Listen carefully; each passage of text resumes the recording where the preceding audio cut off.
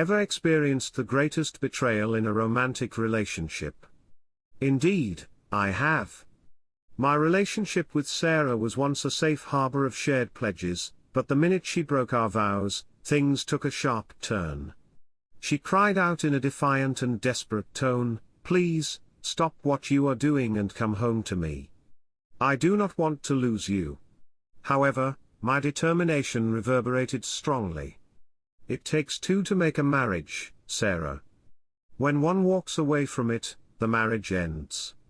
You go out the door to be with that piece of shit or any other piece of shit, and we are finished. A road selected, a line drawn, from joy to abyss. This spiral toward anarchy signifies the breaking of a once unbreakable link. This is my story of justice, love, and grief. Take pleasure in seeing it. Liam Robertson did his best to settle into his seat. His legs simply didn't feel comfortable enough between the chairs. Trying to squeeze himself into a space meant for someone considerably smaller, he was a large and bulky man. With 4 hours left, he had already spent 5 arduous hours on this aircraft. He may have chosen a different route to go if he had realized it would be this awful. By rail, maybe, or by another means. However, for 10 or even 14 months, this tour served as a reprieve from his troubles and his pain. He reasoned that it would assist to be far away. While he was gone, the mess he left would clean itself up. After all, he paid her to be his lawyer, so she could handle it. He had faith in her to do it. He gave up attempting to settle down and rested his head on the window of the aircraft, shutting his eyes. Even knowing that the day his joyful life came to an end will resurface, he had to make an effort to sleep. That awful day, Liam arrived home from work late. Nothing at all had gone well. Every second was additional trouble for him, every thought was venomous. His presentations and meetings were a complete failure. Wasn't he supposed to be the star? Leaping onto the ladder intended for the summit. I thought he was supposed to be the best. However, he was so depressed after that day at work that Liam's employer called him in for a late conversation and offered him a position that Liam refused. He had no choice except to accept it or find another place to live. He may think it over for a few days. That made him feel depressed and prompted him to notify his wife Sarah about his work situation. It had been difficult dealing with Sarah for the previous 3 weeks, ever after that party. However, this now? Once again, she was about to pop her cork. Following that party, Liam's situation at home had left him confused, agitated, and confused. Furious with Sarah. She alone was to blame, not him. She was the reason for everything that occurred at the party, not him. Although Liam wasn't typically envious, he found the events between Sarah and that Robert Lindstrom person at the party to be both terrible and deplorable. Having fun is nice, particularly when you're drinking, but what his wife and that jackass did at the party in public should have infuriated any spouse. Throughout the 2 hours that they spent at the party, Sarah spent her time hanging out with that Lindstrom man and ignoring Liam. She gently dismissed Liam at first, asking him to chat to other guests at the party who he either didn't know or had just met. As the celebration continued, she eventually became irritated and cruel. Her demeanor quickly deteriorated, going from pleasant to flirtatious to inappropriate. She became inebriated the longer she remained with Lindstrom. She remained with Lindstrom and let that bastard to treat her anyway, he pleased in front of her husband and everyone else. Liam had never heard of Lindstrom before and had no idea who he was. When Liam emerged from the restroom and seen Lindstrom kissing his wife against the living room wall, he was done with Sarah's shenanigans. With several onlookers seeing, the jerk was molesting her while her top was off. Liam dragged his wife away from the man and got in the vehicle to go home. Liam only wanted to get away. It's anyone's guess as to why he didn't punch that idiot. Sarah did not drive home intoxicated. Feeling humiliated by her spouse, she was furious, as cold as stone. It had rained for 3 weeks at their house. In every argument, she would call Liam nasty and stupid and would never apologize. Liam considered them a solid pair, having spent 19 years together. Then she blamed him in an outburst at that gathering. Liam was perplexed and hurt. He didn't understand why she did it or why she believed he was at fault. When he arrived home that awful day, he was tired. He spotted Sarah getting ready to go, grinning, and walking away. "Sarah, where to?" "We need to chat." "Something's up." "I'm off, Liam." "On a date." "Don't wait." "A date? With whom? Why are you acting this way? You've been mean for weeks, and now a date." Sarah became angry once again and stopped smiling. "I've chosen to find what makes me happy, something fun. It starts tonight with this date." "Sarah, a date with who? Why are you doing this? You've been so harsh, and now this." She had a bitter expression. "A guy friend asked me out. We're going to have dinner, maybe dance. I'm doing this for me, Liam. I don't need your say-so or okay, and I don't owe you a story. I didn't make you dinner, but you can fend for yourself." "Let's eat in or head out, it doesn't bug me," Sarah said casually. Liam's remarks were stiff and heavy. Is this some kind of joke? "Today was hell, Sarah. Not funny." "Hold up, Liam. This is real. I've got a date with Robert Lindstrom." "He asked, I said yes." "What? You're going out with that jerk? The one you got all flirty with at that party? That jerk? You're leaving me and our marriage for him?" Sarah's mouth curled slightly. "It's not about what you think of him, Liam. It's about what I think, and I like him enough to spend time with him. It's got nothing to do with us, so drop that talk. You're my husband, and that stays. I'm just hanging out with a friend. Are you out of your mind?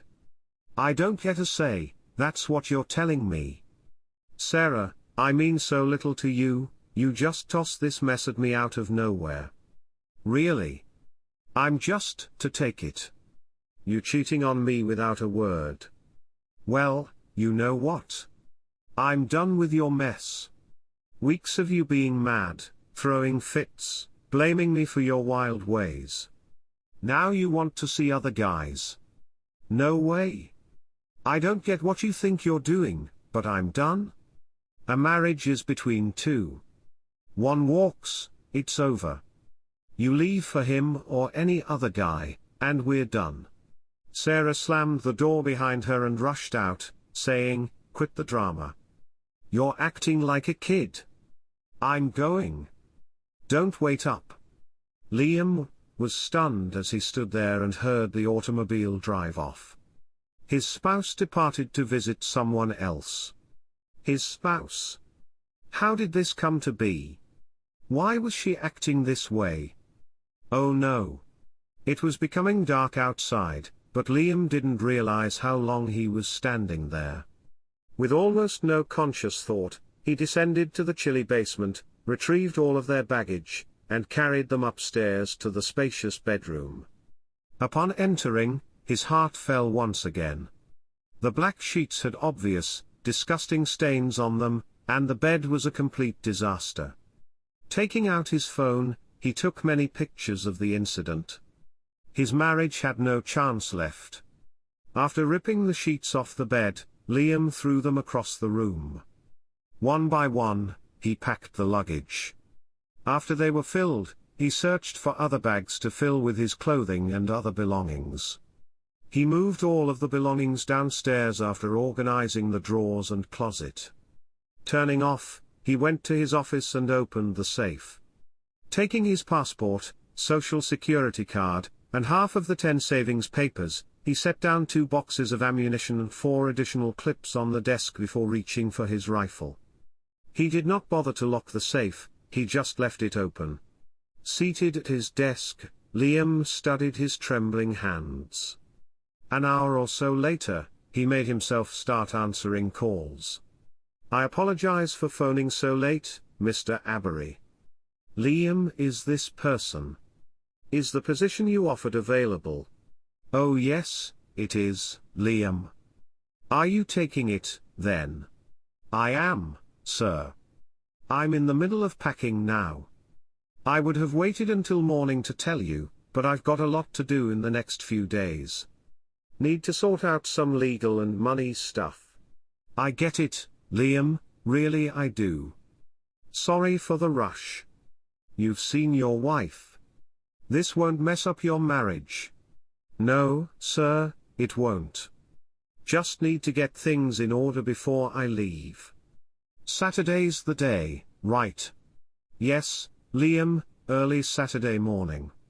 You've got 4 days of learning in Georgia, then off you go." "Will you bring a gun?"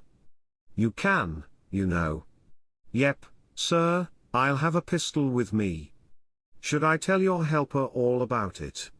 "Yes, Liam, give all the details." "Got it, sir." "Do you need me in the office this week?" "Yes, Liam, Friday at 1 for your final talk. Plan to stay till around 8. Can you do that?" "Yes, sir, that works for me." "Liam, your wife, you sure this won't mess up your marriage?" "No worries, sir. All good on my end." "Great, Liam. This job means a lot to us, really. I can't think of anyone better for it." "Thanks. I'm happy to do it, Mr. Avery. This might be the toughest thing I've ever done." "Good night, sir. See you Friday." Liam's next phone call was to his family attorney and former school friend Lillian Prescott. "Hey, Lillian, it's Liam. Am I bugging you? Got a minute?" "Liam, what's wrong? You sound off. What's up?" I'm leaving.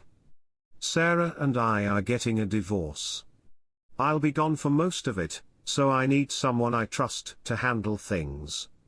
Can you help? I know you're friends with Sarah, but I really need you. Please." "Oh, Liam, of course I'll help. Tell me what you need. When can you meet up? How about tomorrow?"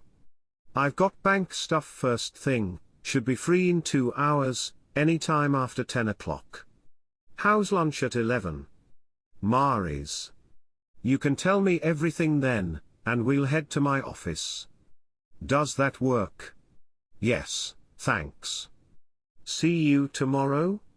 "Thanks, Lillian. Be smart tomorrow, Liam."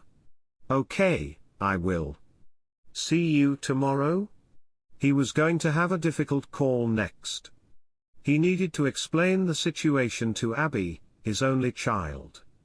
At the age of barely 18, Abby was a junior at Berkeley. She had always been the best in her class, had gotten into Berkeley on a full scholarship for her master's degree, and had skipped several classes. He anticipated her reaction to this news. "Hey, kiddo, it's Dad. I was waiting for you to call, Dad. Thought it would be sooner." "Oh, why is that?" "Dad, I know," the distant woman murmured. "I know what Mom is up to tonight and why." "You do? How?" "She told me we've chatted about this for months." "Chatted about what?" "You knew." "Dad, listen. She can." "Can what, Abby?" "Decide by herself to end our marriage." "You're talking about that. You're making too much of it. Calm down. This isn't old times. Mom doesn't have to check in with you about her choices. She doesn't need your okay to meet other guys, Dad, and she doesn't owe you explanations. Her seeing someone else isn't about being married, not nowadays. For women today, of all ages, it's about living life full out. Being married doesn't stop that. Today, Marriage is just about sharing stuff like money, that's all. Thinking two people must stick only with each other for life, that's crazy, silly even. Hold on. Am I getting lessons on love from a kid who's never been in a real relationship? Yes, Dad, you are. Time to move on. Marriage is old-fashioned. Really, no woman should think she belongs to a man, Abby said with conviction. Her father, concerned, questioned, "Where are you getting these ideas, Abby?" "School," she said, "not really. I felt this way before school." Though she loved him, Abby ordered her dad to quit interfering in her mother's life. Her dad had caused a stir at a party when he saw her mother with another guy. Abby felt her dad should stop bothering her and that her mother had every right to do so. "Are you crazy, Abby? Do you know what you're saying? Why can't I have a say in our marriage?" her dad said. Abby adamantly said that her mother, not him, makes the choice. Abby supported her mother. She thought her dad shouldn't be complaining so her mom could enjoy herself. Abby had obviously taken a stand. Her father was angry and felt unheard. He switched off his phone, not out of sadness but with rage. Then he went online and cancelled his credit card debt for his wife. Now she could live with one of her own. He updated his web content. He used their joint money to make online bill payments while he was staying with them. He paid and then withdrew half of the remaining money into his own account. He handled the bank account in the same way. Then he updated his email as well. He left their home alone since it was almost paid off. He had to approve it before she could sell it or take out a loan against it. For now, at least, she could continue to pay for it until the divorce decreed otherwise. No issues there, they owned their autos in full. He switched off his PC, gathered all the cables he needed for it, his phone, and tablet, and packed them all. Their tax documents and all of their money were the final items he grabbed from the office. He needed them. Packing his automobile to keep his view out of the windows took him an hour. After that, he left. He shut the door, but he neglected to lock it. He didn't care about anything left behind since it was no longer his home. Liam did not search for a hotel in the area. After traveling for 40 minutes, he located a reputable hotel near the highway, reserved a room, and brought all of his belongings inside. Leave something in the vehicle, he'd be there for 4 days. He didn't sleep, however. His mind was constantly replaying things that Sarah and Abby had spoken. He dressed and left his room with his briefcase around 5 in the morning. Liam returned home to investigate a theory he was starting to believe.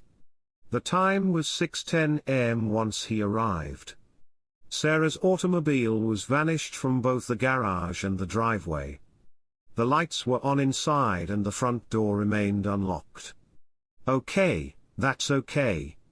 Liam always believed that you should follow through on your decisions once you make them. He was unable to comprehend the choices made by Sarah and Abby. They didn't appear to care that they were harming him and the family. That was their fault, then. It was his decision to do what was best for himself. No matter how painful it was, there was no going back now. He was through. He entered the home, removed his wedding band, and set it aside beside the coffee maker. And he left for the very last time. He arrived to the bank as soon as it opened.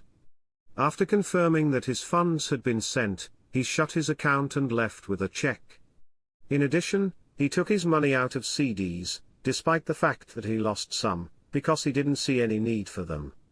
Liam then created a new account at a different bank, using Lillian's workplace as his contact information. Then he went to the dealership and sold his automobile. Although he lost money, he was no longer in need of an automobile for his intended destination. He made a fast contact and was able to get a weekly rental. The money from the automobile sale was subsequently sent to his new bank account. He then made his way to Mari's. Lillian was waiting for him there. He told her everything about the party, the weeks that followed, and last night after they were seated.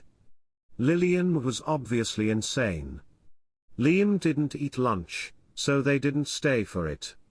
They headed directly to Lillian's office, where he handed her some paperwork and a check so she could go to work on the situation. "So you think Abby is pushing Sarah to do this?" "To be honest, it feels like it's all coming from Abby. She said she's been talking to Sarah about this for months." "I just can't believe it, Lillian. My daughter and my wife are being mean to me." "Why? I don't get it. Sarah didn't drop any hints. Didn't say anything about how she felt before that party." "Nope, all good until we got to the party. We were all laughs and songs in the car, but the moment we walked into that house, she left my side and stuck with this guy Lindstrom the whole time. I'm not sure if she even knew him before. She's been really mean for the last 3 weeks. Every time I tried to talk, it turned into a big fight. Then last night. Man, you should have seen her face when I was leaving." "It's okay, Liam. I'm here for you. What do you need from me?" "Thanks, Lillian. I want a divorce. I went to the house this morning at 6:10, and she wasn't there. So yeah, divorce. Cheating, if we can prove it. Do you know someone who can help get evidence?" "I do." "It'll cost you, Liam." "I don't mind. I want to make her pay. She cheated in our bed, probably with Lindstrom." "I can't be sure, though." Liam asked Lillian, "How do you know?" As he showed her his phone and the pictures of their bed, missing a few messages from Sarah and calls from Abby. What Lillian saw did not please her. "What else do you need from me?" "I need to change my will. I'm cutting Sarah and Abby out. It must be solid, and I want you to make decisions for me. You're the only one I trust, Lillian. Can you do that?" "I can," she murmured delicately. "Liam, if she did this in your house, it's likely not her first time. Girls don't bring guys home unless they feel safe with them." Liam just shrugged. "Let's set up the house with mics and cams. That's doable now, right?" "Yeah, I know a guy. Just need the house key and any alarm stuff." Liam gave it to her, sliding his key off his ring. "Did you see her texts yet, Liam?"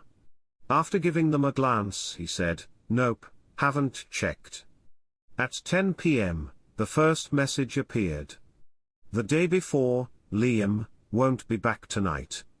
Oh, and you might want to switch out the sheets. Or not? Up to you." Then another at 4:30 a.m., decided to stay the week with Robert. "Don't bother calling. I want to do this. Don't get in my way." And the most recent about 30 minutes ago, "We'll talk when I'm back Sunday. If I'm not too wiped. Move to the guest room. Don't want you in the master anymore. That's for any guests I bring. Damn it. What's up, Liam?" He texted her the messages. "Looks like your guy has the week to work on the house, but I should probably be there just in case any neighbors notice. We can head over tonight. Won't take long. I'll call him." Going to reply to her. "No point. What about your messages, those from Abby?" Liam just shrugged. "No messages, just missed calls from Abby." "Your house?" "Liam, I heard you sold your car this morning." "Yeah, I did. Was going to leave the house to Sarah, let her pay it off, live there. But not anymore. Screw it. She can buy me out, or we sell. I don't care which. I'm not handing her anything on a platter. I want to take back whatever I can. Can't promise anything, Liam, but if we get enough on her for cheating, courts might side with you on splitting stuff up. And there's this Lindstrom guy, we can go after him or anyone else for wrecking love. If he works with her, we'll sue their boss. I've got this for you. I'll handle it all while you're gone. Show me you really want them to pay, and they will. I need to know this isn't just you being mad for a moment, Liam. Lillian glanced at her old friend and said, "It's not. You've known me for years, Lillian. You know I mean it. Make them pay?" He was in it for the long run, this wasn't simply a passing fad. "Done, Liam. I'll have the papers ready for you to sign tomorrow. It might take a week to serve her, though. We need time for videos and soundproofing. That's okay. I won't be here. Just do what's needed, Lillian. You planning to tell Sarah and Abby you're leaving?" "No, I don't see why they need to know my moves. Sarah might see it as you leaving her for good and fight back. Throw the cheating in her face. I don't have to stay and watch, do I?" "No, I've got a good reason to leave now." "You do? Who do you want to leave your stuff to?" Liam gave a shrug. "Don't care, Lillian. Pick someone or something that would bug Sarah and Abby. Give it to the Republicans. Make sure it sticks." Lillian laughed. "That'll definitely bug them." "Then do it." "Okay, I need to start on this. See you at your place at 5. "Yes, I'll be there." Sarah yawned once more as she sat at her desk. She had been up all night with that young boy. It was far better than having sex with Liam.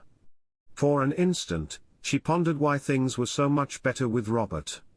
Sarah wasn't into Robert merely because of his appearance despite their enjoyable day spent at her house. Being with him felt fresh and exciting, even if he wasn't as large or skilled in bed as Liam. It felt thrillingly incorrect, just as Abby had predicted. Sarah was happy she took a chance. She felt this may be the most fun she'd had since her wedding, spending a week with Robert. To prevent rumors, they made the decision to stay apart from one other at work. Knowing that she was dating someone she managed, Sarah knew that her employer would be quite upset. Her daughter Abby took her by surprise with her audacious ideas. Sarah felt pleased with herself. Had Abby not pushed her, she never would have thought to do this. She agreed with Abby that women should have the freedom to live as they want. That was all. Liam would simply need to adjust to the new Sarah. Sarah took another look at Abby's texts. "Hi, Mom. Hope you're having a blast. Just talked to Dad. It went as expected. He hung up on me. He's mad and moaning. Don't be shocked if he's not at home for a bit. He does this. He'll come back though. Where else can he go, right? Just have fun with your guy. Love you, Abby. Hi, Mom. Tried calling Dad today. No answer? His phone is probably off. No worries. He needs time to get used to things." Sarah scowled at the message she received. Liam always kept his phone with him for work, so it seemed strange for him to switch it off. He wouldn't text back, she knew it. How could he respond? That she had angered him? It wasn't her problem, it was his. It was all insignificant now. She would spend this week with Robert and then part ways with him on Sunday. Yes, she had spent 19 years with Liam. She didn't want to lose Liam, even if it had been a while. She really loved him. Liam needed to think differently, as Abby had urged. Still, Sarah would be loyal to him no matter what. Why? He was a wonderful father, kind, excellent in bed, and took good care of her. Sarah would retain Liam since she knew she would never find another someone like him. She wouldn't permanently abandon Liam, but she would continue to see other guys if she so desired. The preceding 3 weeks had been really difficult without him. She missed his laugh, his touch, his voice, and his grin, but she had to do this. For Sarah to appreciate her affair, she needed distance. Once again, Abby was correct, that girl was very intelligent. With a grin, Sarah yawned. Robert was very fantastic in bed. Liam later hosted Lillian and her investigator at his house. The worker installed small cameras and microphones where Liam instructed in only 1 hour. They used a lightning-fast web router to conceal the recording gear in the garage. Everything was prepared. Every day, the investigator would park close by and compile all of the audio and video. Liam and Lillian made the decision to have supper in a peaceful setting. Liam had little desire to eat. She questioned, "What will you do tonight, Liam?" "I guess head back to my hotel. I'll just drink alone in my room. Might as well. Who knows when I'll get this chance again." Lillian questioned, "Do you think you and Sarah can fix things?" "No, Lillian, it's over. I can't live the way she wants, and I sure can't accept what she's doing now. The party, maybe I could have gotten past that if Sarah had a good reason, but this. No way. What about Abby? You sound like you don't want her as your daughter anymore. You know you can legally do that here, just need to tell the court. Is that what you really want?" "I don't have solid proof, just what she told me, but I believe she pushed Sarah to do this. Sarah wouldn't have on her own, you know it. Abby, I can't stand what she's saying. She must be leading all this, so yes, if she thinks so low of me, then she's not my daughter. I don't know Abby anymore, but I sure don't like her now, and I won't give her money." "What do you mean?" "I put money in Abby's bank each week for whatever she needs. It's a good amount to keep her set, no worries about cash. But I'm stopping that tomorrow. I'll change my pay, and insurance at work. Abby can get a job, or Sarah can pay for her insurance and all. I won't fund someone who's trying to tear my life apart.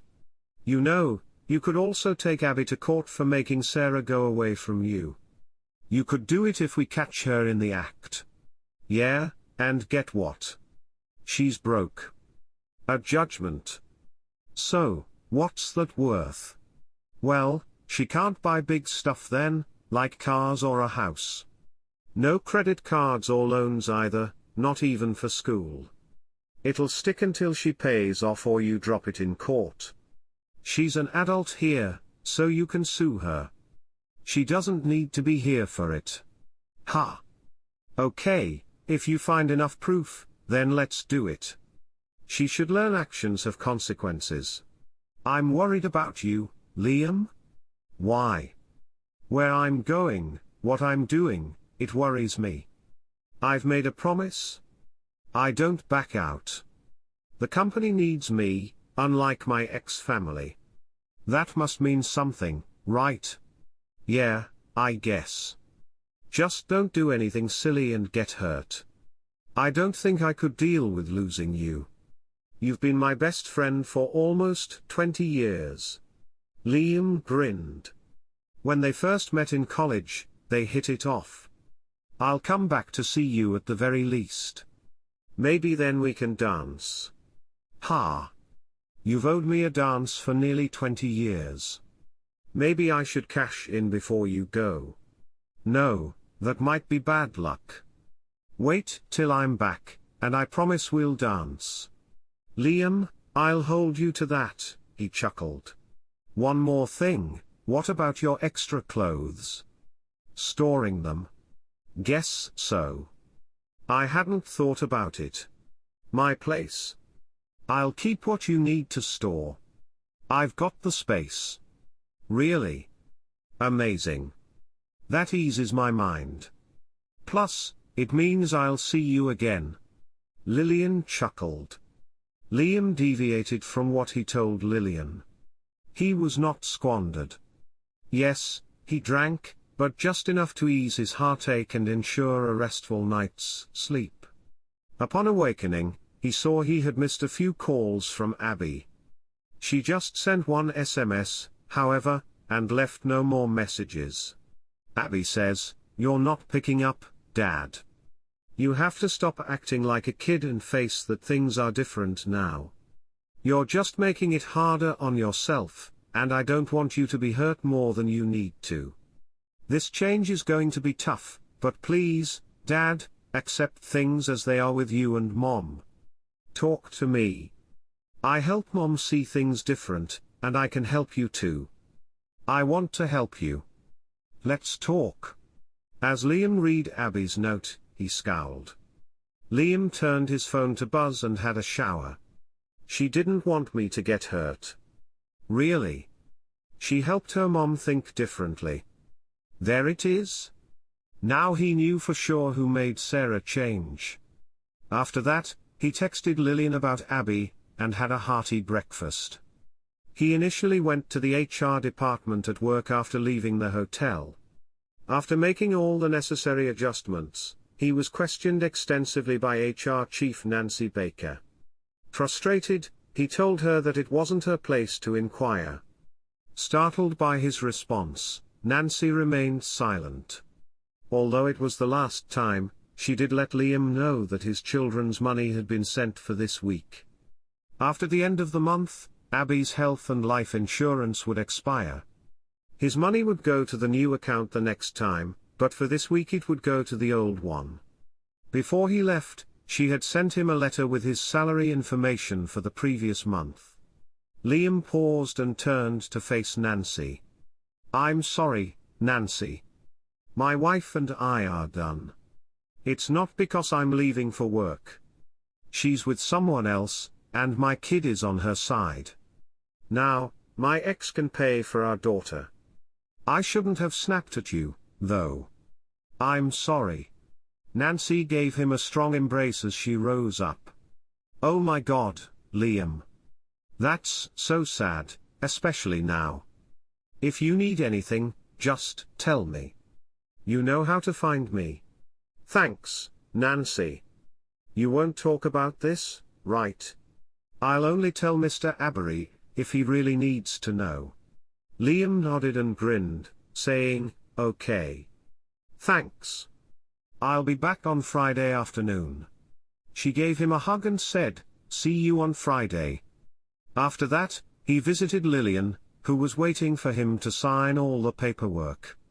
After an hour, he left with Lillian promising to stay with him till Friday night when he went to bed. He then purchased a new phone. He retained the same phone number even though his previous one wasn't suitable for his new location. Why alter it? That day, Abby texted him twice. They repeated what they had stated before. He just sent them to Lillian. Right now, he was not going to respond to either Abby or Sarah. Perhaps on Monday. It was Liam's fastest week yet. The briefing followed suit. Liam felt something of a hero for having been given such a significant task by his firm, which was taking a large chance. However, he failed to see how they could do everything in 10 months. They informed him it was the longest period of time he could have, but he stated that would be difficult. Liam only gave a nod. How else may he respond? Throughout the meeting, his phone beeped 5 times. It wasn't Lillian. It had to be either Sarah or Abby, as she had her own ringtone. He did not care to look. When he eventually glanced at his phone later with Lillian, he showed her the texts. Liam gave Lillian a piece of enchanted paper once upon a time, in a not-so-far-off world. Lillian took the paper and read the words Liam wished to be transformed. He spoke with a hopeful twinkle in his eye, "I will give more coins for your messenger to say these words when they deliver the news. Try to find them together in a place full of people, maybe where they take their breaks or in the office where they talk about work things with care. Her goal was to convey the story's main ideas in a manner that would make it simpler for everyone to grasp. She then got to work, trying to come up with a fresh way to tell this story. Lillian could not believe her ears when she heard Sarah ask, "Sarah, this trick you're trying to pull, are you out of your mind? What are you aiming for?" "I'm not sure, Lillian." "Show her? Take everything from her?" "You can count on that, Liam." He replied, "Send that message over to me." Abby then sent him the following message. Abby says, "Dad, you've got to stop this. It's getting old. Just listen to Mom and get over it. You're lucky she still wants you, and I don't get why. You're not acting like the caring husband you say you are. Pick up when I call." Abby said, "Fine, Dad. You want to be moody, go ahead. I tried. It's all on you now." Liam also told Lillian about them. "When will you let them have it, Liam?" "Pretty soon, I think.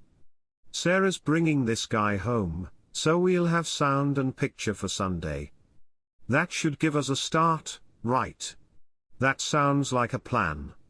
Call me with news, and call me before you let them have it. I might be far away then, but I can still reach out from anywhere. Here, I have something for you." Then Liam gave her a piece of paper. After giving it a thorough read, Lillian was ready to tell her story in the most straightforward yet captivating manner possible in an attempt to lighten the difficult work that lay ahead. "Yes, that is more to my liking," Lillian chuckled. "No, Liam, this one's on us." Liam left for the airport on Saturday at 4:30 a.m., It was a terrible pain going through security, and Liam was nervous about his weapon hidden in his luggage, hoping it would make it to Georgia safely. He slept during much of the flight, which went well. There were 2 people in uniform waiting for him when he arrived. One was a large man, all muscle, with narrowed eyes and a closed-mouth grin. With her dark hair slicked back and a serious expression on her face, the woman beside him was as tall and erect as an arrow. Her deep, almost black eyes were searching everything. Though he couldn't be certain, Liam surmised that she may be Native American. The muscular guy trailed closely behind the lady as she approached. Liam said, "Mr. Robertson." "Liam Robertson." As he extended his hand to shake hers. She held on tightly. "Yes, and you are?" "I'm Captain Maggie Dumbarton. The big guy behind me is Sergeant Peter Elliott. We're here to take you to your training place. Got any bags?" "Yes, I do." "Brought your pistol, I hear." "Yes, I really hope it's here. I'm quite fond of that pistol." Without uttering a word, Captain Dumbarton just turned and pointed to the location where the bags emerge. "You'll warm up to her. She comes off cold, but she's top-notch." "Lucky to have her," the sergeant said after pausing for a while in a whisper. "Call me Pete when it's just us, it's all good." To stay ahead, Liam and the sergeant needed to go fast, but Liam didn't feel like rushing to catch her. Liam's baggage arrived completely intact, with the exception of the one containing his weapon, which was extensively taped. It entailed pulling off all that tape to get to the rifle. He really hoped it remained in the file. He gazed at her as she peered forward and then back again. "So, what's the plan, Captain?" "I start training today, right?" she said. "Yep, Mr. Robertson. We've got about 45 minutes to get to the base. Once there, you'll get your own room, then off to the shooting area to see how you do with your gun. Today's light, just 300 shots, then you clean it. Next, you learn the M4 rifle, another 300 shots and a cleanup. If I'm happy, we eat dinner. That's when you'll meet the team." Her voice was pleasant but powerful. She gave him a look as if he had said something stupid. "Sounds good. I was scared you'd make me run miles or something. Want to run 12 miles? Just say the word. Ah, no thanks. Not big on running. Or driving. She said, got it, with complete professionalism. No runs, no drives. Excellent, Liam muttered. Behind him, the sergeant chuckled a little. It seemed like an endless voyage. In the rear, nobody wanted to converse. Liam fell asleep. You know you should sleep when you can. The room he was given was better than he had anticipated. It included a sitting area, a small bathroom, and a sleeping area with a shower. Neither radio nor TV. After receiving the internet password, he was instructed not to view any offensive content on the military network. He opened his case with the pistol, not happy, but he merely nodded. The skipper kept a careful eye on everything. You have an excessive amount of belongings, she scowled. Why? I was told I could bring 150 pounds. Do you have 150 with you? No, it's 135 pounds. She gave a tongue click. You only need 66 pounds. Maybe I should check your bags. No, thanks. I'm not okay with someone I don't know looking at my stuff. I have what I need, and I'm under the weight limit. Why are you upset? Who's going to carry all this? Looks like it's on me. By her query, he made a guess. Can you carry 135 pounds a long way? How far? Maybe 40 or 50 yards. And how long? 30 seconds. No way, not even in a cab. You're kidding, right? Nope. Well, that's bad. His phone rang at that same moment. He unintentionally pressed the loudspeaker button as he was taking it out. Lillian spoke, quickly at first. Liam, it's Lillian. Listen, Sarah returned home with her new guy a day early, 3 hours ago. My friend was nearby checking on something and saw it all live. They went straight to the bedroom, and Sarah freaked out seeing your stuff gone. But they quickly got busy all over the house. She's talking to Abby now and wants to call you soon. Sarah is mad you left and wants her guy with her when she calls so you can hear. Wait, Lillian, you're on speaker, and I'm not alone. As the captain only watched, Liam's face brightened crimson. Oh no, why didn't you say so? He believed his face would melt from the heat. Before the captain snatched the phone and switched off the speaker, he fumbled with it. With red cheeks, he murmured, "Thank you." She caught the conversation even though the skipper averted his gaze. Ah, yes, Liam, so sorry. You good? Yeah, it's okay, Lillian. Don't sweat it. Got enough for a cheat case? Sure do. My guy got the other man's car number too. Got all we need on him. I'm hitting the court first thing Monday. Sarah and this Linderson fellow will get their notice, maybe at the same time around 10:30 on Monday. Going after the company too. This Linderson guy works under Sarah, so they're both in hot water. Okay, great. And what about Abby? Ah, sorry, Liam. Sarah had her on loud. We got Abby in the mix too. She even said it was all her plan. Looks like your mess with Sarah is all for a school thing Abby's doing with others. Abby's loud about you not helping, thinks she'll fail because of it, and is real mad. Fine, serve her too. I'll cover the trip and all that. Can we take the school to court? That I don't know. Got to talk to someone in California. But Liam, it's California. Expect it to be a mess. Try though? They're crazy school projects wrecking homes. Nonsense. Crush them, Lillian, torch that damn school. I'll do my best, Liam, but this will sting. You got to pick up when Sarah rings. Can you take the call? Ah, no, Lillian, clueless on doing that. Why should I? Listen for the pain and shock, Liam. It's all part of the deal. Madly, he murmured, are you messing with me? I got to hear some jerk mess up my life to show I'm hurt. That's crap. I'll send you a voicemail if she leaves one. That's it for me, Lillian. Just end this thing, okay? I'm sorry, Liam. Don't be mad, okay? I could never be mad at you, Lillian. Got to go. Looks like I need to shoot at something. Liam hung up the phone, his face glowing. Bye. Sorry about that, Captain. No need to say sorry, Mr. Robertson. Bad stuff hits us all, but we didn't know you came with heavy stuff like this.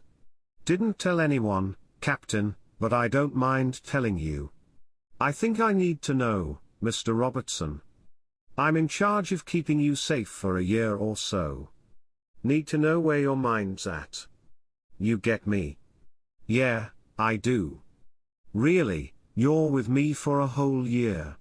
Yep, with the team you'll meet later. After giving her the rundown he'd given Lillian, Liam showed her his phone. Sarah's my wife, Abby's my kid. Read text to catch up. The captain said, "Ha. This is. Wow. It's all for your kid's school thing. She's pulling the strings on this. Looks like it. This needs your focus and a lot of your time. That caller, Lillian, she's my lawyer. Known her since my first college day, best friend. She's got my power of attorney, handling it all for me. My main thing is finishing this project. That's it. Just got to email my daughter tonight and my wife on Tuesday, then I'm done. What's your plan for your daughter, if you don't mind? I've legally cut her off and stopped all cash. She's her mom's problem now." "Well, Mr. Robertson, you're tougher than I thought. I like that. I only did what I had to do. Like you said, no time for nonsense. They chose, so they deal with it. Ready to shoot. I feel like I need to." Captain Dumbarton chuckled. "I bet. Mr. Robertson, drop the mister. Call me Liam or don't call me at all, unless it's something formal. Sorry, just in a mood. Got it, Liam? Better call me Maggie when it's just us. Deal?"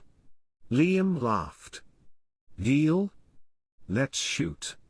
It was an open area with stationary targets. It was a basic shooting range. Liam received ear protection, a lot of ammunition, and safety instructions from Sergeant Elliot. Liam learned what to do from Captain Dumbarton. "You'll use your own gun so we see how good you are. We'll stop you to fix any bad moves. Your target is right there. Shot with it much?" "Yeah, going to the range chills me out, so I go lots. Must have shot 1,000 times with this one. The guys there help a lot, so I hope I do okay.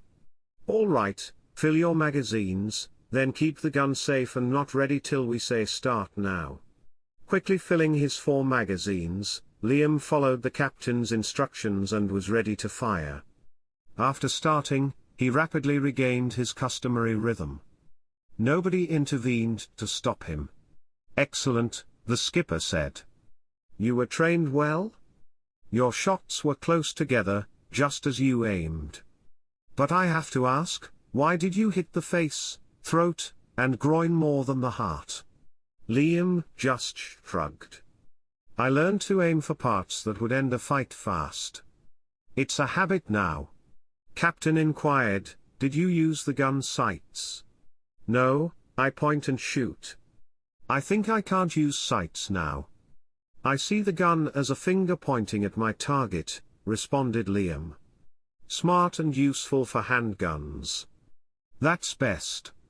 But with the M4 rifle, you'll need to use sights. Let's try 15 yards now.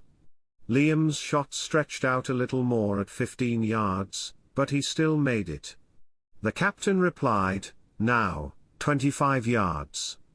Liam found this distance difficult. His shots were all over as he had never trained with his weapon thus far. They remained till the ammunition was depleted. As expected, you brought a 1911.45 ACP pistol.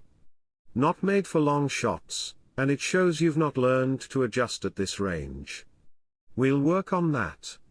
Clean your pistol well and fast, the captain said. Liam cleaned his gun as he usually did, not knowing he was being timed. When he showed the pistol to the captain, he was suddenly hit by a cloud of sand that Sergeant Elliot threw at him. What the heck? Why'd you do that? Now I got to clean it all over again. That's right, Mr. Robertson. Dust and sand are going to be big troubles where you're heading. Better get used to it. Liam was ticked off, muttering under his breath, you sound like the nagging women in my life. Captain Dumbarton just laughed. Well, as of this morning, count me as one of those women. I'm one of two who really matter now. Get that pistol cleaned quick. You can pick up the pace, can't you?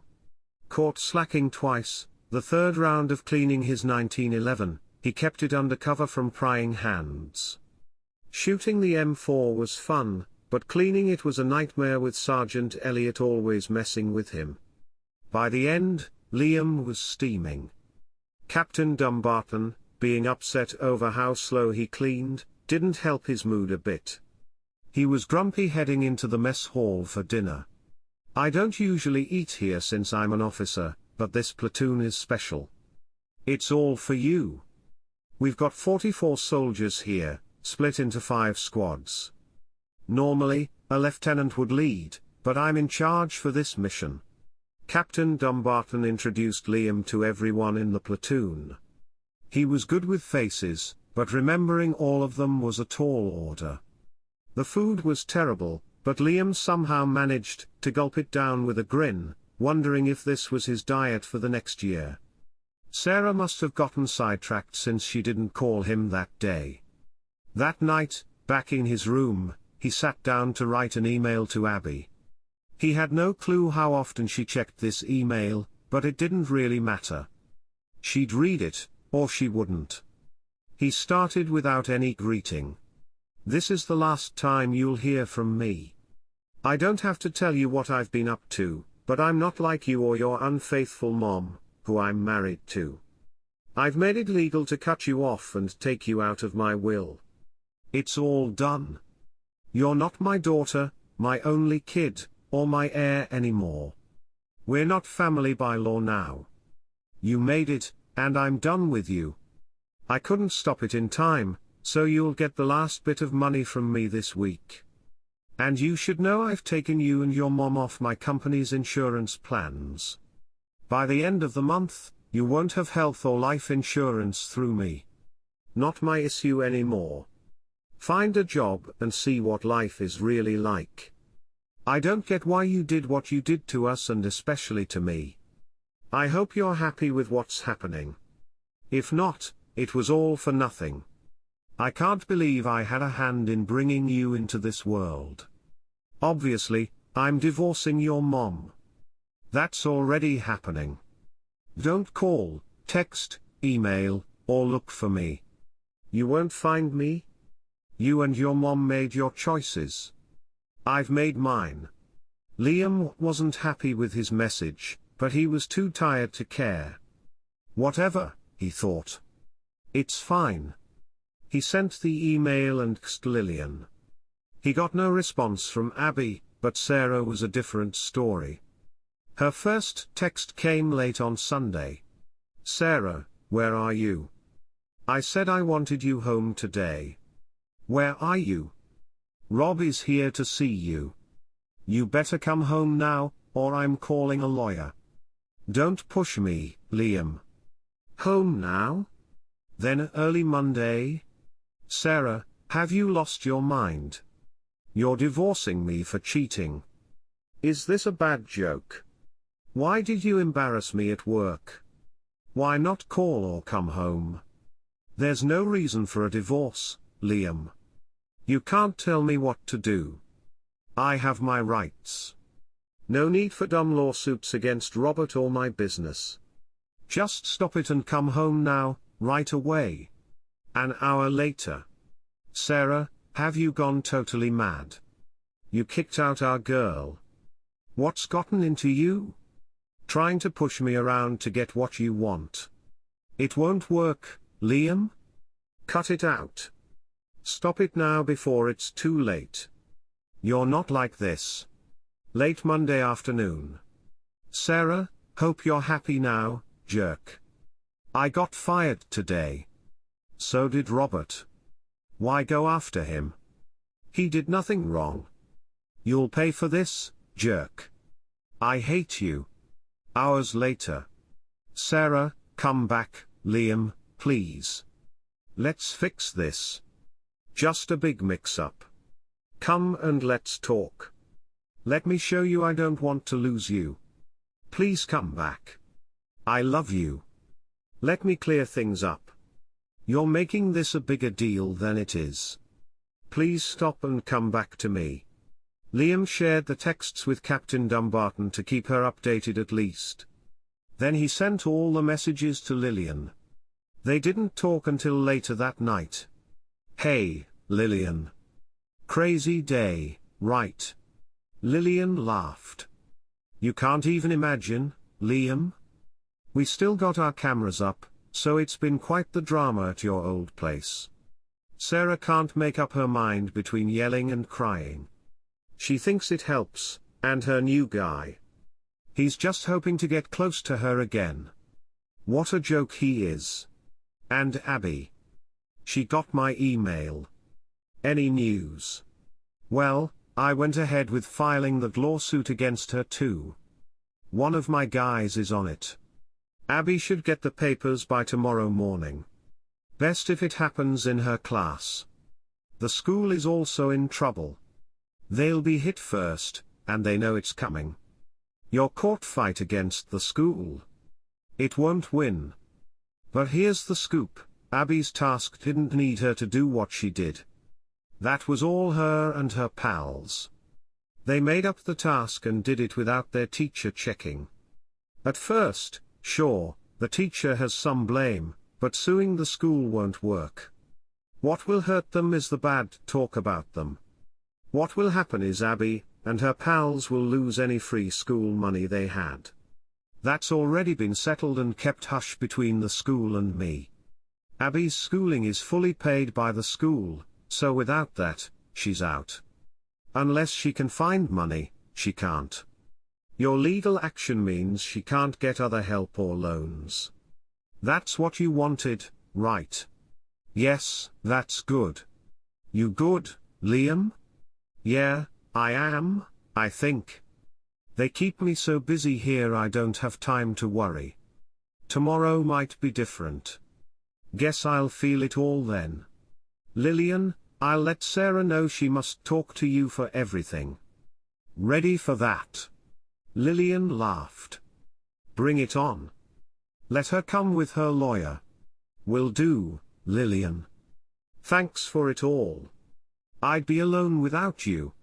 Hey, Liam, you know I got love for you, right? Not the wedding type, but it's strong. Maybe when you're back, you can try for the wedding type.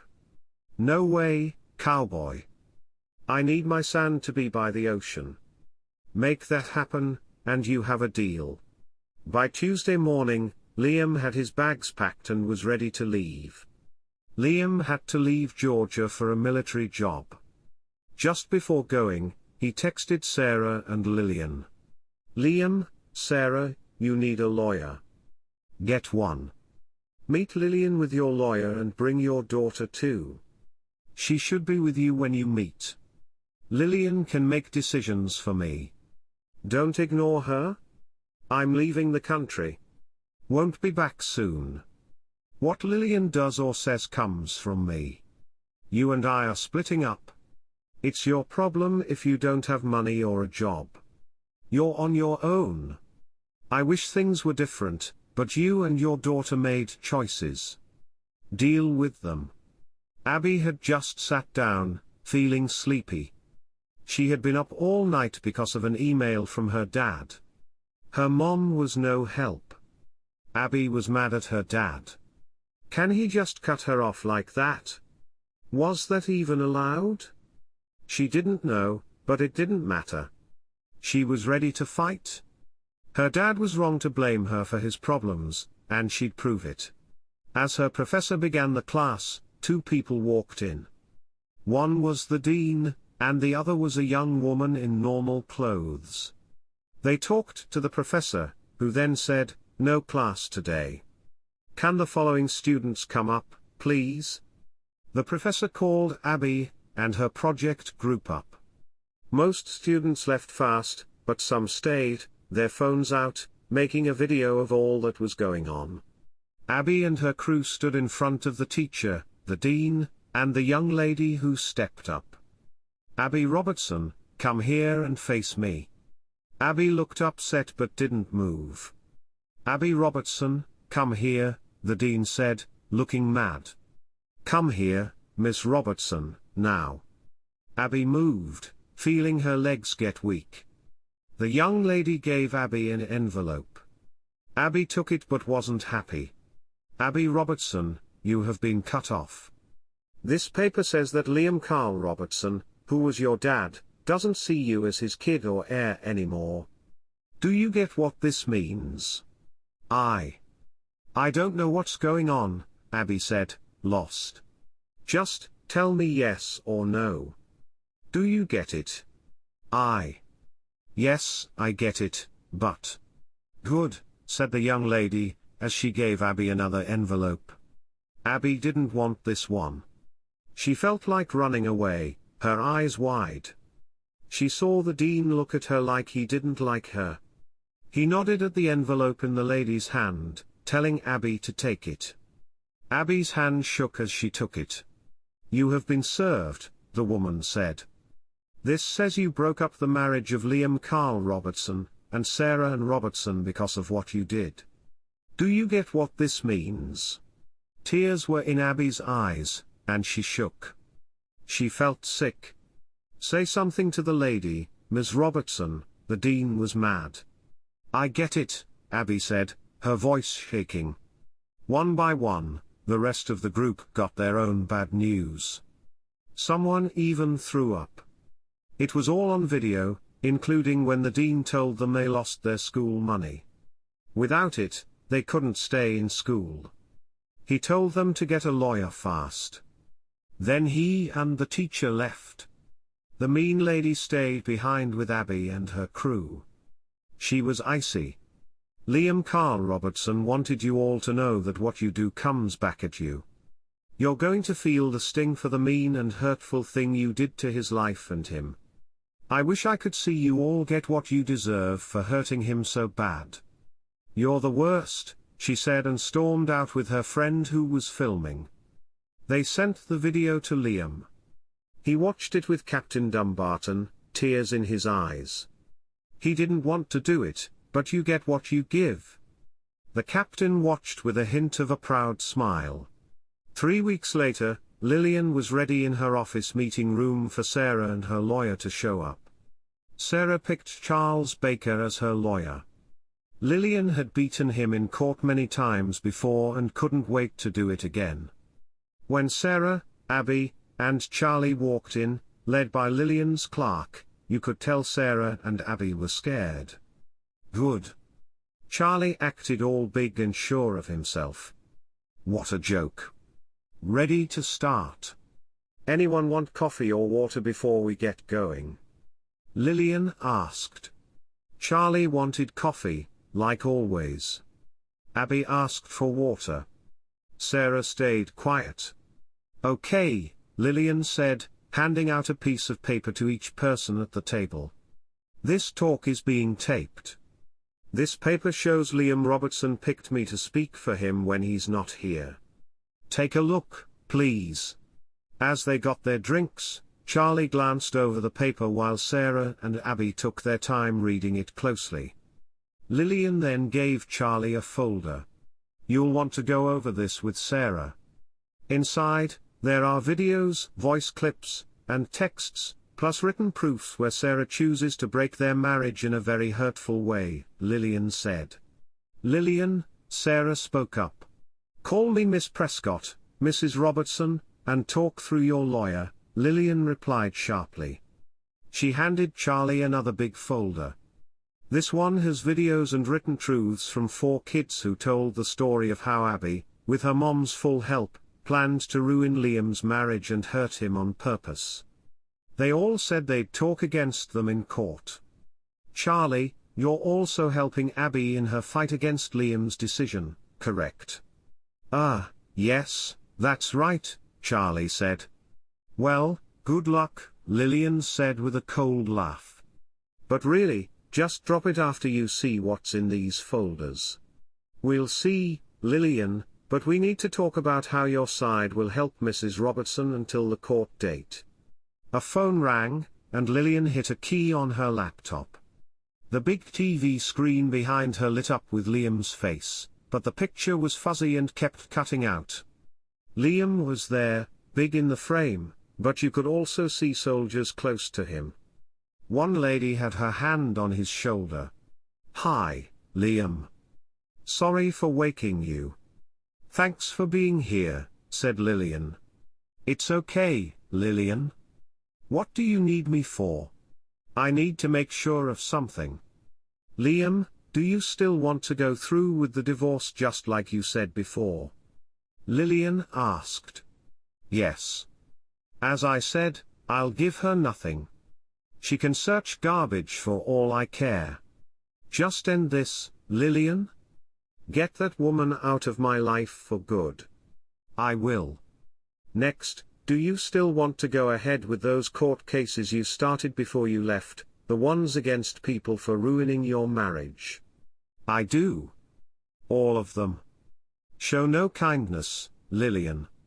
Make them pay for what they did. All of them. Liam's voice was cold as he looked right at Abby. Abby went white with his anger and almost stood up, but her mom kept her seated. All right, Liam? Last thing, have you thought again about cutting ties with Abby Robertson? No. That person is dead to me. Are we done, Lillian? I've got a busy day. Just do what we agreed on. You have my okay to go on without me. Thanks, Liam. Stay safe, Lillian said. Liam smiled at that.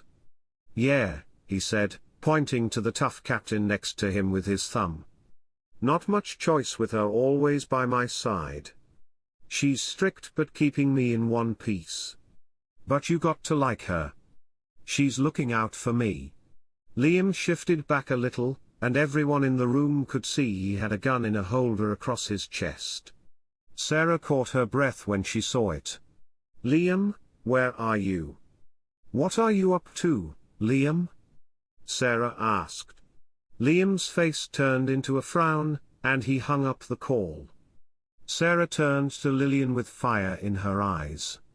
Where is he, Lillian? Where on earth is my husband? Tell me, don't I have a right? No, you do not, Mrs. Robertson, Lillian shot back. Mr. Robertson made it clear. Call me Miss Prescott. You two are split up. You're not in his will, so you've got no say in his matters. I can tell you some things, but after what you did to him, don't talk to me about rights. Tears ran down Sarah's face as Abby, too, started to cry, shocked by her father's tough stand. Lillian, please, he's in trouble, isn't he? What's he up to? Where is he? Bring him back, Lillian. I love him, please. Lillian was boiling inside. She wanted to grab Sarah and shake some sense into her. Sarah's lawyer just sat back, taking it all in, sipping his coffee. You love him? Lillian spat. That's the biggest lie. Lillian, Charlie cut in, this is bad enough, don't you think? What's the big deal if my client knows where her husband is? Is it a secret? You've got all the power to speak for him, so why does it matter? Lillian glared at Sarah and Abby, then gave in with a nod. You're right, Charlie. This time you're right. Okay. Lillian took her seat. Liam got this job offer to lead a big project far away, but it wasn't really a choice.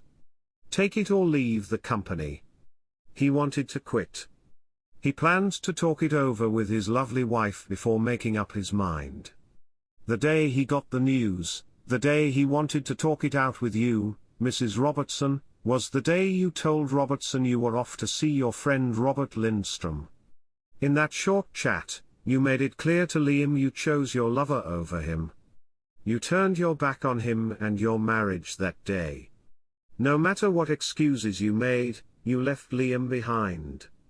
That night, with no reason to stay, he said yes to a job he'd been avoiding. He hoped to explain it to Abby, but she didn't listen. She didn't care about what he was facing. She just pushed her dad away without a sorry. He had to leave by Saturday, leaving him just enough time to sort things out. Mrs. Robertson, you didn't return home and told him to leave you alone while you were with your lover. So he didn't bother you. He mourned his lost family, and handled his affairs.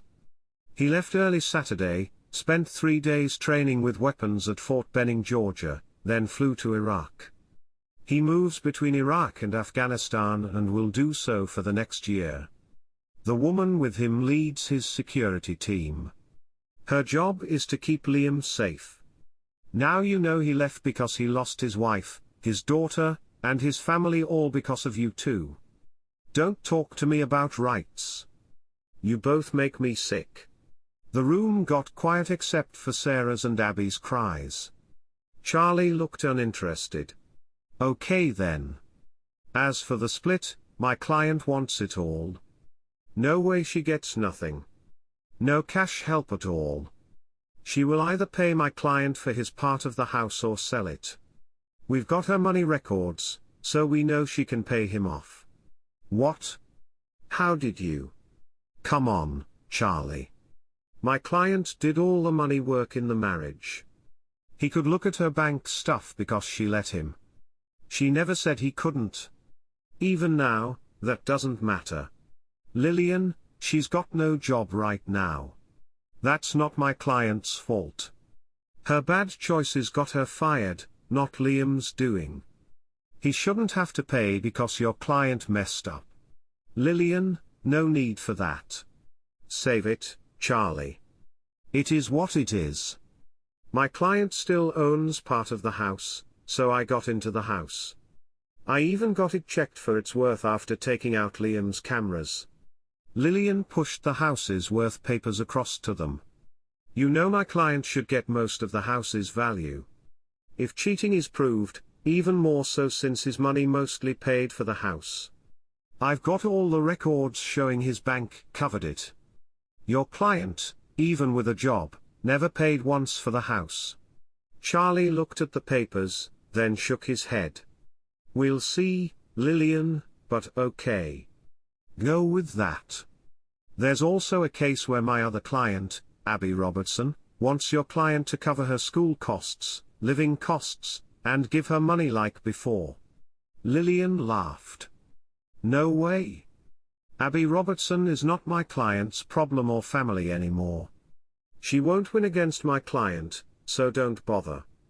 She doesn't get anything from us but hate, and she should be glad for that.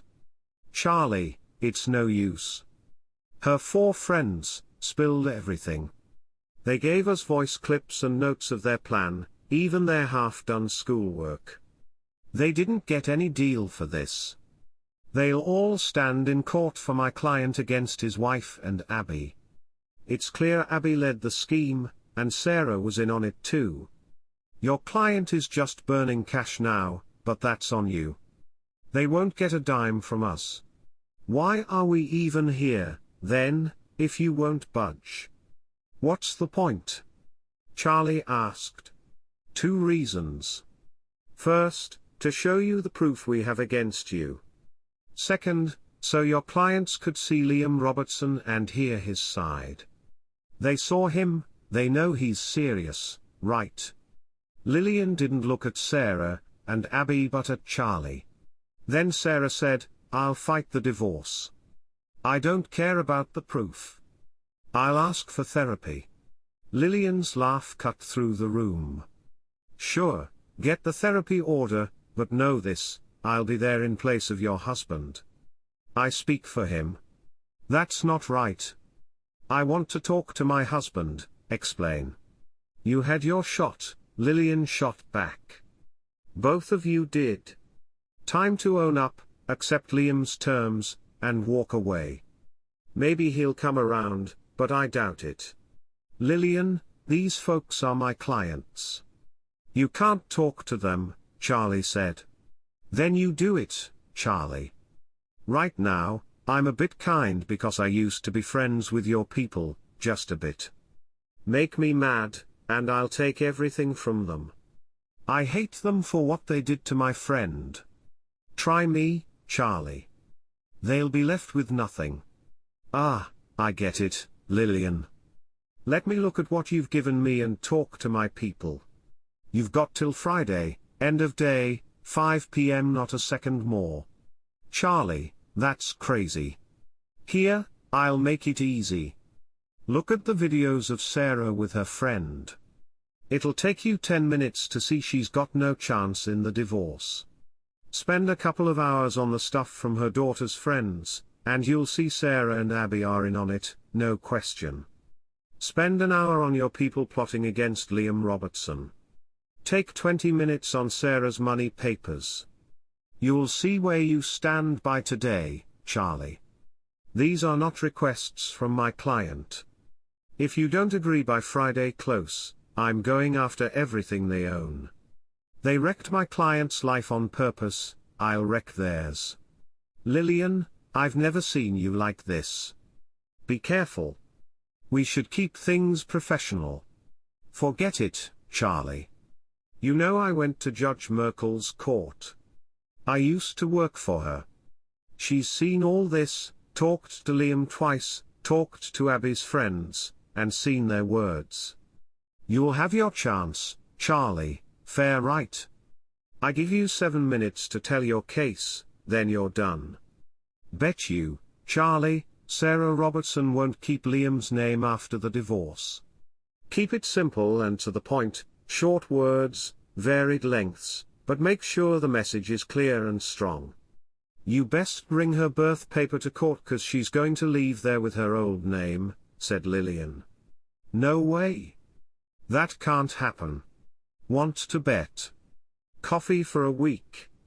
You lose, you pay?" "No, I won't." "That's silly, Lillian." "Of course it is. You've never won against me, Charlie. This time, I'll beat you so bad you'll think twice about going to court again. Maybe start a laundry shop." Sarah and Abby watched, scared. Lillian's sharp words frightened them, and their lawyer, Mr. Baker, was nervous, very nervous. Sarah cut in, "Stop it, Lillian. Please. Mr. Baker, thanks, but we don't need you now. Leave the papers and send your last bill to my house." "But Mrs. Robertson, she's just making things up." "Mr. Baker, I've known her for 20 years. She's not making things up." Sarah checked her watch. "You're off the clock at 11 a.m. today. Please go. And I won't pay for my daughter anymore. She can decide what she wants. Mom, quiet. Abby, just quiet." Mr. Baker left in a huff. Sarah felt lost. Abby was scared. "You should go," said Lillian, her voice cold. "Get a new lawyer if you want, but fast. The judge won't wait." "I know that," Sarah shook her head. "No more lawyers. I give up." "What does Liam want?" "Sarah, I shouldn't talk to you. I work for Liam, not you. We're still recording this. That's fine. I don't mind. Lillian made a face. He wanted me to turn you both into dust. Sarah jerked back, scared by those harsh words. Okay, how will you do that? She asked. You really want to keep talking to me? Yes. I know I'm the one who messed things up with my husband. It's all on me.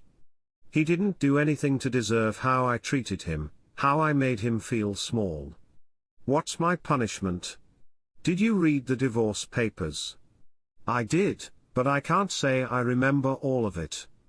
Getting them shocked me. I never thought he would do it. I don't know why, but I thought he would agree to keep going with the changes I wanted. I don't know why I thought that. I should have known better. I knew he loved me. He really loved me. I thought he would say yes. He had to say yes. I should have known better. Yes, you should have. He's in trouble, isn't he? Yes. He's in danger all the time, but the people looking after him are really good. He might make it. Sarah cried hard.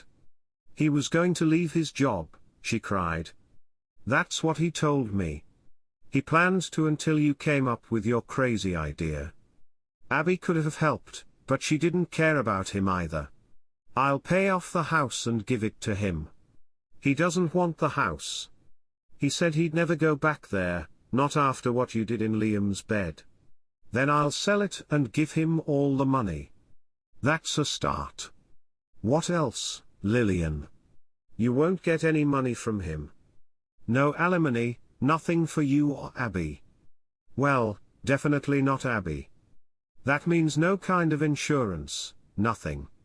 I agree to that. What about you? I'll pay for your lawyer. Liam has covered what needed to be paid. I'm helping my friend for free. What's that mean? It means I won't take any money for helping my buddy. That's my choice, not your problem. Keep your car. He doesn't need one where he's at. There's nothing in the house he wants. What about bank stuff? He took half before he left. Didn't you look at your accounts? No, I should. He left your personal one alone, just took from the joint ones and half the CDs. Liam said the rest are in the office safe. I guess they are if he said so. What else, Lillian? There's more, right? Sure, I got a long list of things to take from you, Sarah, but I won't. My friend is in a bad spot, hurting because of what you two did. He wants out, and I agree. The sooner, the better. He needs that peace. Come back tomorrow at 10 o'clock. I'll have the papers for you to sign.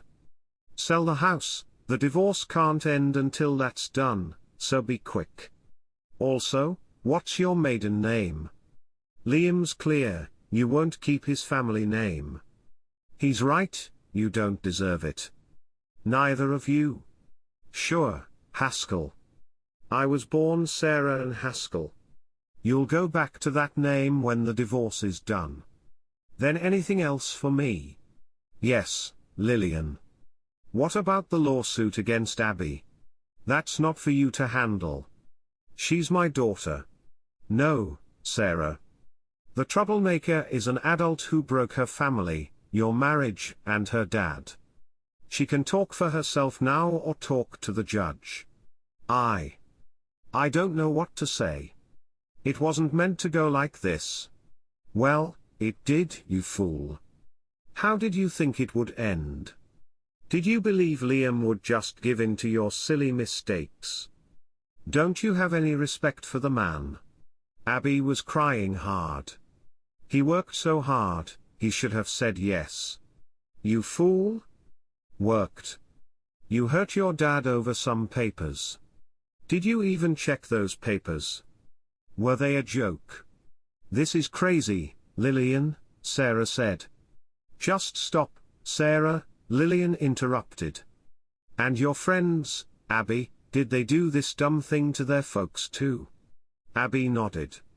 Yes, she said softly. We tried, but the other folks, they just laughed at us. Two even made fun of us. It's my fault, Lillian, Sarah jumped in. When she told me, I was all in.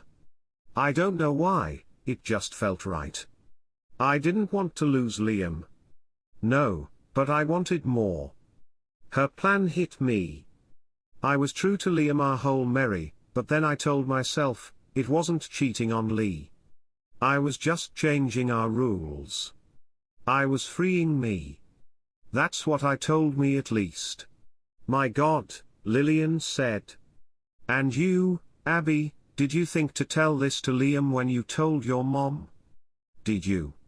I didn't want to. I knew he'd say no. So you didn't care how it hit him? I did. I knew it would hurt, and I said I'd help him. Yeah, I saw your texts. You call that help? Getting him to be okay with your mom's bad moves?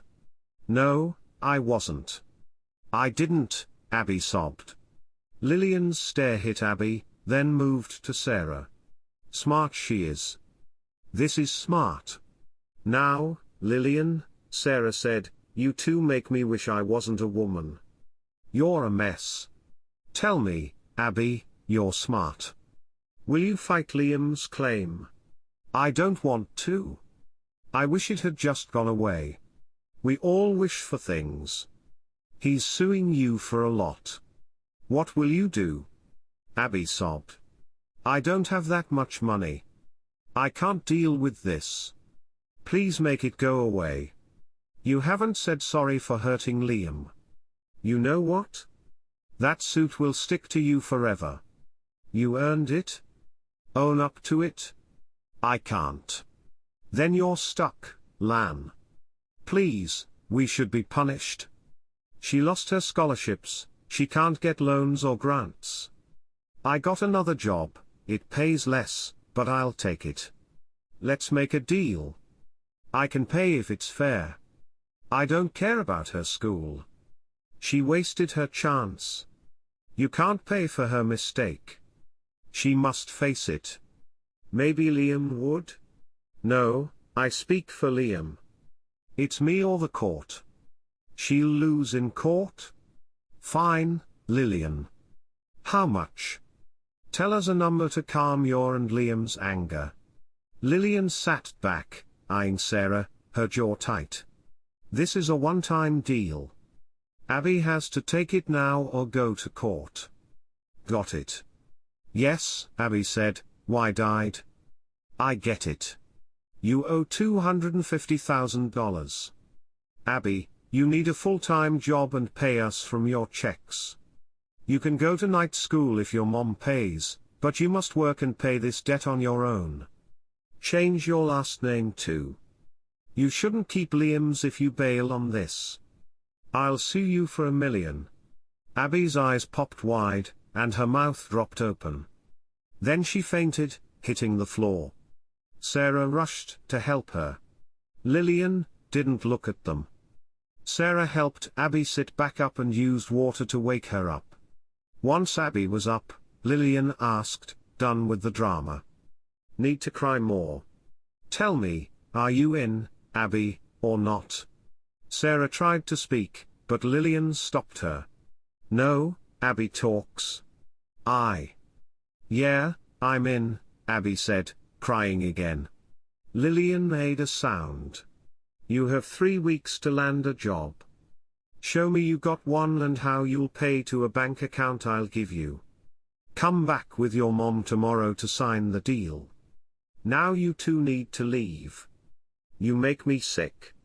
Lillian got up and grabbed her folders. Lillian, can I ask something? Sarah said. Just a second, please. What now? Liam? Do you think? Is he okay if I write him an email? God, Sarah. Why don't you think he's got enough to deal with? He doesn't want to hear your reasons. You heard him, that was bad enough. Leave him alone. Give it some time, then we'll talk. It's not that, Sarah replied. I just need to know he's okay. Maybe just a short note from him now and then. Are you still with that loser? What? No, there's been no one since that day. It's been just me, I swear. Damn, Lillian muttered. Don't share this. I'll be so mad if you do. Got it. Sarah nodded, crying. He still got his old email. Don't mess this up, Lillian warned. Sarah cried more. I won't, thanks. One thing, Sarah. Keep Abby away from him. She hurt him a lot. His own kid, you know. I get it. Thanks. Liam woke up in his dark room, a tiny nightlight on. Maggie was right there, awake and ready. She said nothing, just looked at him with a calm face. Getting used to her face took time, but Liam liked it. It was kind of nice. What woke you? She asked quietly. Not sure, he said. Bad dream, or maybe just gas. She smiled, and he saw it, just a bit, but it was there. Maggie could see better in the dark, so she noticed Liam's more muscled chest. He had gotten stronger since starting this job of his. He had asked for help, and she had shown him how. All of it, his keen interest had caught her off guard, but she used it well. Though he was close to 42, he now had the fit body of a man 10 years younger. He was also quick to learn in their work. She watched over him, true, but she didn't need to hover anymore. He was able. The thing was, she liked having him around. That was unusual for her. Men usually didn't stick around her for long. It was probably because of her stern face, it scared them off. But not Liam? He said he liked her face, said it was calm and nice. Maggie didn't quite get it, but she accepted it. What she really liked about him was his smart mind, his straight talk, his patience, how good he was at his job, and his way of making her laugh. He teased her in a kind, gentle way. He was brave. Maggie liked that a lot. She also liked that he was a caring lover, always making sure she was happy first, whatever she wanted or needed, he made sure she got it before he thought of himself. They had been a pair for a month before it happened, and it was a shock to both of them. She didn't plan on it, knowing his troubles at home, he didn't either because of his life back home. Yet they were driving a patrol route in the middle of nowhere when their Humvee's tire popped. They first thought it was an attack and acted fast, but it wasn't an attack, just a bad tire and there was no spare tire. Maggie called for a tow truck, telling them where they were by GPS. After learning they had to wait 2 hours, Maggie joined Liam by the busted tire. How it started neither could say, but soon both had their pants down around their ankles. Maggie was down by the front tire and Liam was with her, sharing a close moment. She felt so much joy, even as her helmet hit the tires inside. When he was done, it was a burst of happiness for her. They were together 3 times before the tow truck came. Each time was even better, but when the truck got there, they were not done wanting each other.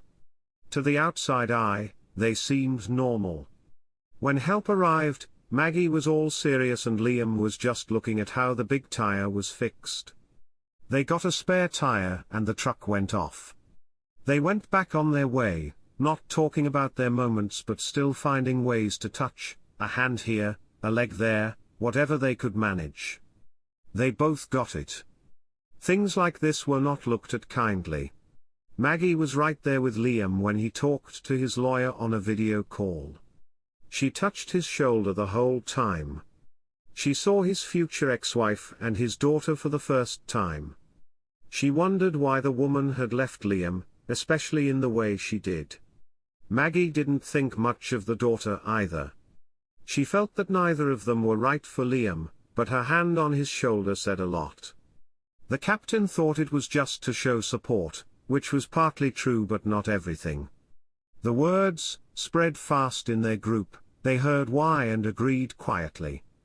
They all liked Liam, the captain was good for him, and that was enough. Just be careful, they thought. Soon, Liam got a message from his lawyer. Liam had a good laugh, and so did Maggie. She thinks I'm pretty. She really means that? Maggie asked. Yep, that's Lillian for you, straight to the point. You've got yourself a fan, Maggie. I'll make sure you guys meet when we're back home. You do that? Why not? Liam said. I don't know. You think we'll still be together? I hope so. It's not just a quick thing for me. I really want to be with you. Is that okay? Maggie paused, then looked away, thinking. Actually, it's fine. I've never had a guy stick around. Liam, I never thought I'd want one too. But with you, I do. I can't tell you why, but I want to see where this goes. You get me? You like me for me? That's new for me. Let's see how far we can go, okay? I'm here as long as you'll have me. Does that work? Liam grinned. It does more than you know. I hope I make you happy, Maggie. Let out a laugh. You worry because of what Sarah did. She just didn't see what she had. She was right for you. But I'm not her. Winning my heart won't be easy, Liam. Liam was as happy as he could be. He and Maggie had a wild time, and in the end, Maggie was the one to tap out first. Liam didn't think he could be any happier. It took him a while, but he finally got back to Lillian. Thank you for watching part 1. Please subscribe to the channel and please click the link to part 2 below the description. If you find these content useful, please share them with your friends and family. Thank you for your support and have a great day.